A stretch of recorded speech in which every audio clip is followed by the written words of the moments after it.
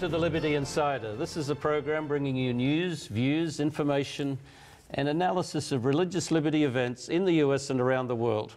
My name is Lincoln Steed, editor of Liberty Magazine, and my guest, thank you for coming back again, is Tina Ramirez, president and founder of Hardwired. Thank you, Lincoln. It's nice to be with you today. Yeah, and that doesn't tell people much about what you do, but that's why you're here. I want you to explain a little bit about your organization and maybe what has been a focal activity, at least in one country I know about. We've featured it in Liberty quite a bit. What is Hardwired? So Hardwired is an organization that provides education and training on religious freedom around the world. We believe that we're all hardwired for freedom, and so that's what we're trying to do, is to establish leaders in countries where this freedom is at risk, so that they can defend it and strengthen the protection of this freedom. You have a big charter, because what, 70% of the world lives under a repressive religious liberty situation. Undertaking. But we believe that we can turn the tide against persecution if we will begin to establish local leadership and education for religious freedom. I mean, in America, this is something that we take for granted every day. If you have an issue, you can go any lawyer down the street and they can defend your religious liberty. But the reality is, in most of the world, that there simply isn't someone to turn to defend you when you're persecuted.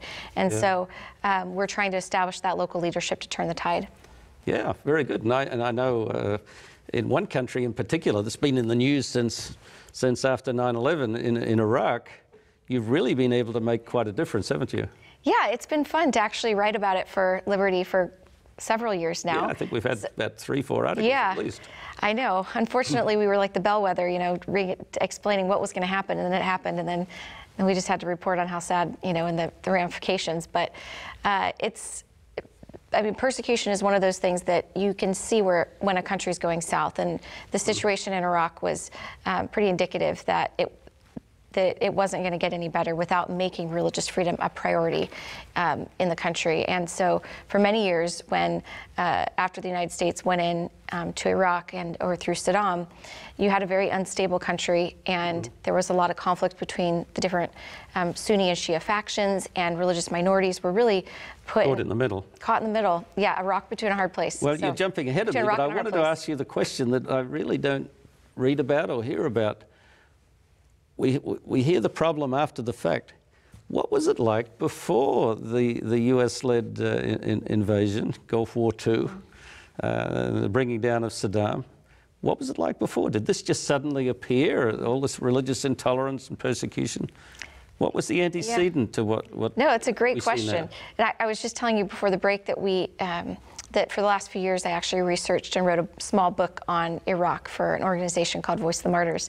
And it just came out. So it talks about the history of the church in Iraq, the Christian church, and how they've lived under persecution and the hope in the midst of that darkness that they faced. This is not something new for the people of Iraq. I mean, whether it's for the Christian community or the Yazidi community or other religious communities, they have been living under persecution and recurrent cycles of violence for generations. I mean, really for the last 2,000 years. So this is nothing new. It's worth asking the question. There's been a lot going on in Iraq lately, but ISIS or ISIL or Daesh, depending on how you define them, they seem to be disappearing as a military force, and they took over Mosul in Turkey, in Iraq. What is happening now with their fade away? Is religious liberty improving in Iraq? Well, that's a big question. I don't know that you can say that it's improving yet. However, of course, the people that aren't living under ISIS anymore have some reprieve, but from the immediate terror of ISIS, which is a huge benefit. But I don't know that you would say that just because of that they automatically have greater freedom or a sense of security in their country. Maybe they're just shell-shocked, and it's just what next after that? I think it's important for people to understand there were a lot of people, millions of people living under ISIS in Mosul and other parts of Iraq and Syria. But in Mosul in particular, there were 600,000 children that were living in Mosul that were indoctrinated to hate for the last 3 years. I mean, they had textbooks teaching them 1 bomb plus 1 bomb equals 2 bombs, and how to kill people of different faiths, etc. So, and girls were not allowed to go to school at all. So, well, you're touching on an issue that's bigger than just this part of the world. And I've thought about this over the years. You know, the Soviet Union used to indoctrinate citizens and young people particularly against the evils of capitalism. In Cuba particularly, the evils of imperialism in the US. North Korea, rather, they're indoctrinating their population to hate the US and the West. How do you undo that? When you teach impressionable young people and they grow up that way, that's just not undone at the snap of a finger. Those are deep-seated views, they must be. Yeah. Well, there's 2 issues going on. One, I mean, you have what ISIS did that has severely traumatized the children of Iraq. I mean, for many of the children of Iraq, that's all they've ever known is recurrent cycles of religious killings, hatred, intolerance, violence. Think 14 years that we've been there. And so those children, that's all they've seen for the last 14 years. So I mean, you have a whole generation that's been raised on that. But in addition to that, they're living in a culture that has frequently denied the most basic inherent right to freedom of religion. Yeah. They have seen intolerance in general and across their society, and attacks on minorities or people of diverse faiths. So this is, I mean, it happened under Saddam. It's been happening for generations. This is nothing new. And one of the things that Hardwired does is that to end that recurrent cycle of violence and hatred, the deep-seated ideologies that fuel this, you have to get to the root cause of it, which is really the beliefs that they have, and helping to inspire or re-educate them in a way that teaches them to value religious freedom. So that's one of the things we're working on with leaders, but also with children. And for children that have lived through ISIS, the methods that we're using are extremely vital, because they're the only methods in Iraq right now that are helping children overcome their trauma and replace it with values that will help them end that recurrent cycle of violence. Yeah, I know you're onto a good thing and doing a wonderful job there. And as a counterpoint, even to my comment, it does seem, even though in these different systems, and ISIS was doing it too, indoctrinating young people is very toxic. And yet in different places, like I'm trying to think of the country in Africa where there was the army of God, you know, these little kids that they were abducting and then teaching them to be murderers. It's amazing in many cases how easily, once they come into a positive situation, that all sort of disappears. Not exactly. I mean, I think you do see the effects of that carried on into generations. That's why there's recurrent. Well, I think it must be, but you read such wonderful success stories, like kids that were hacking people to death now are attending a regular school. But I think in those countries, they've had really specific programs that have helped re-educate the children. Yeah, and we don't have that right now in Iraq. So since ISIS invaded Iraq, you had 18 mass graves where they just buried and killed tens of thousands of Yazidis and buried them. Then you have, on top of that, 6,000 young girls that were trafficked, half of which have escaped, or about half of which. And then you had 900 children that were the kids of the caliphate that were taught to become jihadist soldiers. And even those children that have escaped or that have been kidnapped back out of ISIS, when they speak with their parents, share how they believe that they are members of ISIS still. They don't believe that they're Yazidi anymore. They don't even have any respect for their former religion or their families. And so this is a whole community that's just been decimated. And on top of that, you then have the people that have escaped living amongst the other communities, the Kurds and the Iraqis across the country and the region. And there's an inability of children to make sense of what's happening around them. So just as an example, something that we're seeing in the schools where we're working, one teacher reported how she came across a group of young boys playing a game, and when she went closer to see what it was, she was terrified because the boys were playing a game where they were beheading another student.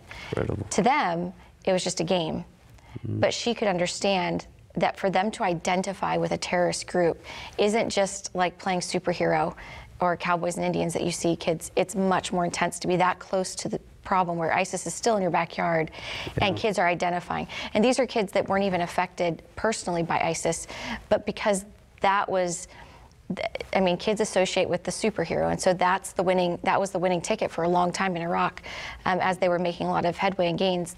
That's what kids were associating with, and it's terrifying to think that kids are identifying with it. So now the teachers have this huge problem on their hand, because as kids are moving and coming back and reintegrating, they have to deal with the after effects of that. And those are kids that didn't go through the severe trauma that are just indirectly affected. So it's across all aspects of society. There's a challenge, and there's no program for re-education outside of what we're doing to help them. Now, tell me your take on this. You know, ISIS is a murderous aberration of a religion with a political ideology thrown in. But it does resonate with a lot of the pre-existent views in that society, and for better or worse, Islam in that part of the world is not known for its tolerance. It's a very closed societal issue. And even Saddam, may live in infamy, was sort of damping down the religious tensions and so on in his country. So how do we get rid of that? Because I think Iraq, as it heals, unless this societal intolerance of other faiths, which derives from their long-standing historic application of their religion, it won't get any better. I think that's sort of the root cause in some ways. Well, the root cause of the problem is definitely intolerance, extremism, ideologies where there's no room for the religious other. Absolutely. Yeah. But that's existed even under the Zoroastrians. Oh yes, it goes back 2,000 years ago. So this is not necessarily something new. It's just whoever's in power is the one that seems to stamp out anyone that is a dissident or is a minority. So that's what we see happening in Iraq. But the way to correct that is through education in the value of religious freedom, the freedom of conscience, and teaching them to value and to respect the religious other. There were times in Iraq where people lived side by side and they got along. But the problem in Iraq, as in any country in the world, is that if people have fears of others or intolerant attitudes inside of them, they're going to act those out, or misperceptions of others. And so the challenge really is through education to root out those fears and misconceptions and biases towards the other. I remember one of the stories we ran, I forget the title of it, I should remember, I'm the editor, but we had the teaching illustration used of growing a garden and the little flower. And, you know, I thought of something. I connect disparate things. I can remember during the Vietnam War, you know, the hippies putting the flowers in the muzzles of the guns. Oh, wow. Have you ever seen that picture? Yeah, yeah. In a certain way, that's what we need to do. I mean, it's not deep, complicated arguments, but go back to just a sort of a childlike simplicity where you accept other people, you're biased toward nonviolence and non-confrontation. Yeah, I mean, that goes back to what Hardwired's doing in Iraq, which is we believe that to have peace and stability in the future, you need to end this recurrent cycle of violence through educating children in the value of religious freedom. No, you're onto something wonderful with that. We'll take a short break here and come back with Tina Ramirez, Hardwired, and how to rewire young people.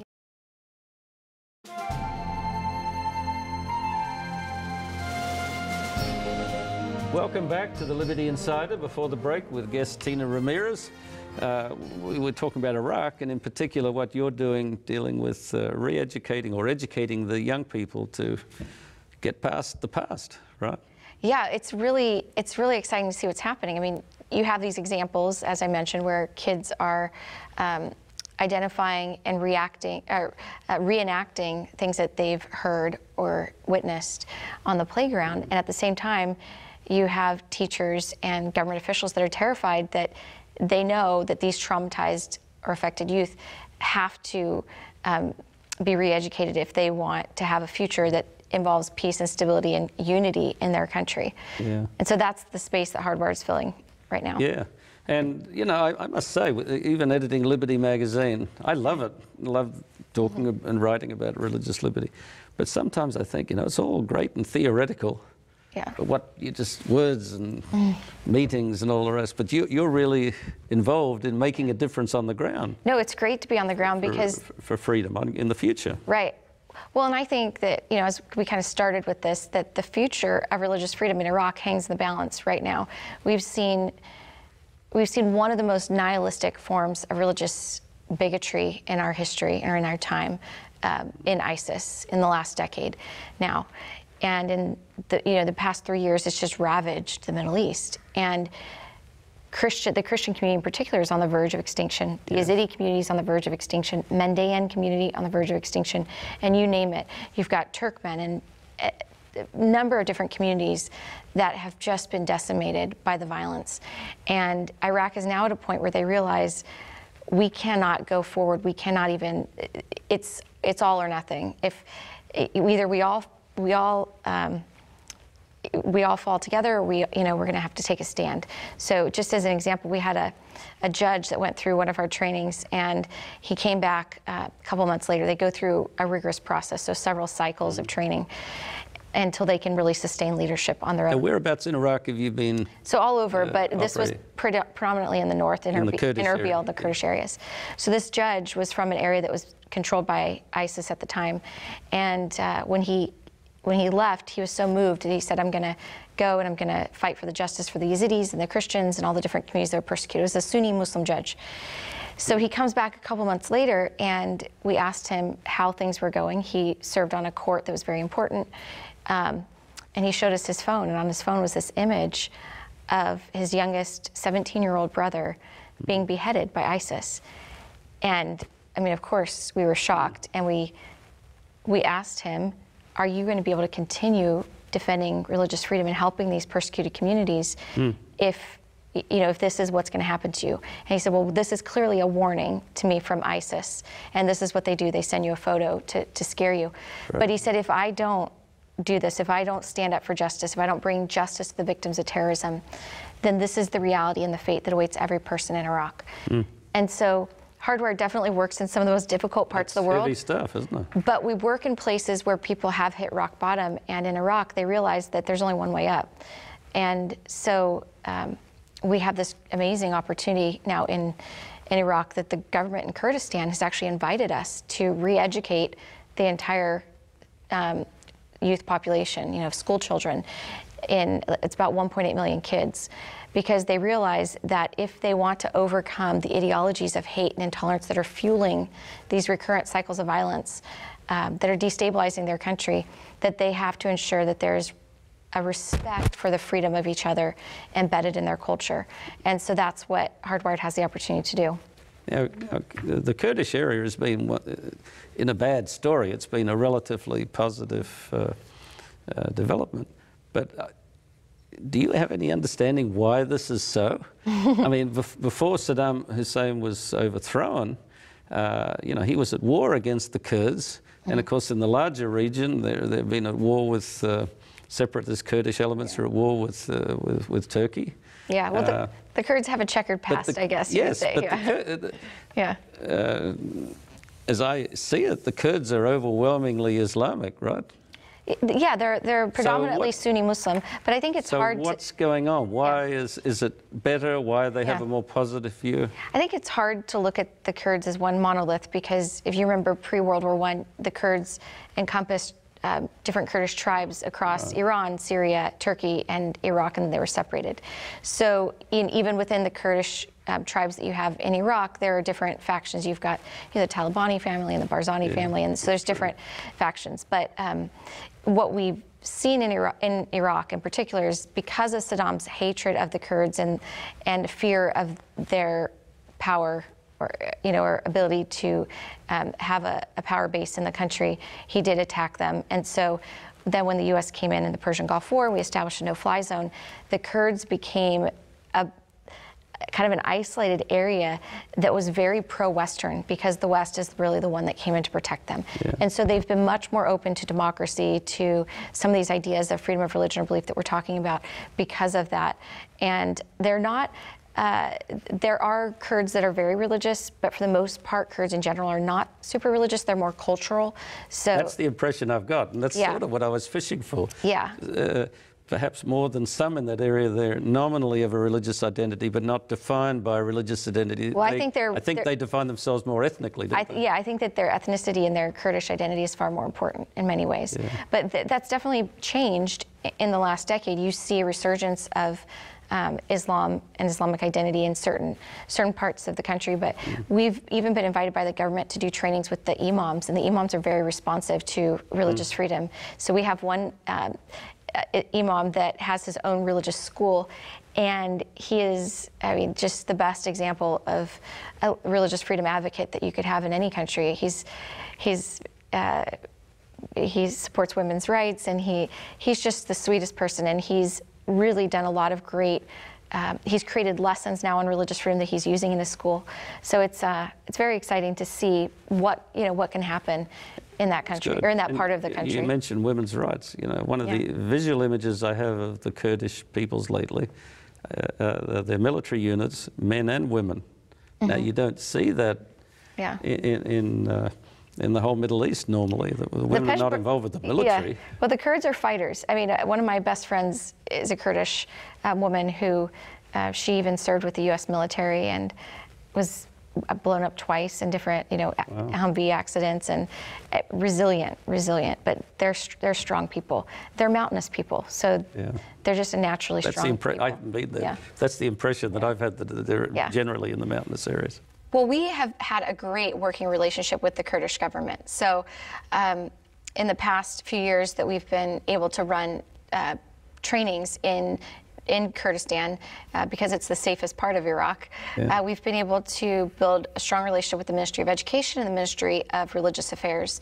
And the head of those ministries, or the director of those ministries, has been very supportive of the religious freedom rights of all the different religious communities in Kurdistan. So he's even established 7 different positions for religious leaders that includes a position for the Baha'is, for the Zoroastrians, for Christians, for all of the different religious communities, and even a Jewish leader. So I think you may recall we brought this Jewish leader to Washington, D.C. a couple years ago, so that Congress could see this progress that's being made in Kurdistan, that they're recognizing the religious diversity. They just transformed their whole religious education curriculum so that they recognize that diverse religious history that exists there. This is something that we don't see happening anywhere else in the Middle East. No, it's unique. It was very positive. They have a Jewish leader, that they've incorporated Jewish history into their textbooks and their curriculum. I mean, this is so it's continued. That was what, at least a year or two ago, wasn't it? Yeah, and we've even met. So it's worked well since then? Well, it hasn't been implemented yet. They've revised the whole curriculum, and so now they've actually invited Hardwired to help them with the implementation. So we're going to be going in the next couple months to train all of the teachers that are responsible for this curriculum, to teach it in a way that teaches children to value religious freedom. So this is really very exciting, because it'll get to the root cause of the problem and help them overcome the challenges. I said it at the beginning, and I'll say it again. That's what's so special about your organization. Oh, thank you. Yeah. You're there doing something to make a difference. You're part of the process, not observing. No, we're all about getting results and seeing things change in countries around the world. I mean, for too long, we've seen this trajectory that you alluded to in the beginning. You said 70%, but in 2007, 67% of the world's population lived in countries with severe repression of religious freedom. Yeah. In 2017, that number was 79% of the world's population. That's the Pew Research Center. So just in a decade, we've seen a 12% decline, and we can't afford for that to be the trajectory for the future. So this basically tells me again that what you're doing is what's needed to make the difference. The statistics are heading in the wrong direction. The center is falling apart, if you like, but you have to start with that individual, that impressionable young person, and can make a difference. Oh, absolutely. You have to start with the young person, but I think one of the other things that we have to do is we have to start with building local leadership in countries where there is no religious freedom. Right now, we have far too many countries that have no sustainable local leadership, and unfortunately, they can't be the ones, we can't have them always depending on a West, whether it's the United States or other countries, to be standing in their defense, because we may not always have an administration or a government that is willing to. I mean, right now it's a very, people don't, it's a very different time. We don't know what to expect out of government leaders and what they'll stand for or not stand for. And so it's really critical that there is that local leadership on the ground, and that's one of the things that Hardwired provides.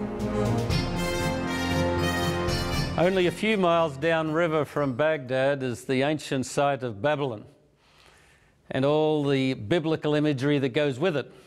It's worth remembering and musing on the fact that in these latter days, after the US-led invasion of Iraq and the replacing of a dictatorship with a slightly dysfunctional but democratic regime, that not only are we trying to fix the debris and reassemble the debris of a collapsed kingdom, but through efforts like Tina Ramirez and her organizations, we're trying to bring again to a benighted land principles of freedom and liberty and a respect for what God has planted in each of us, the ability to seek the divine and respect others in that same journey, and to realize that at the end of the day, religious liberty is the ultimate liberty that we are liberated toward. For Liberty Insider, this is Lincoln Steed.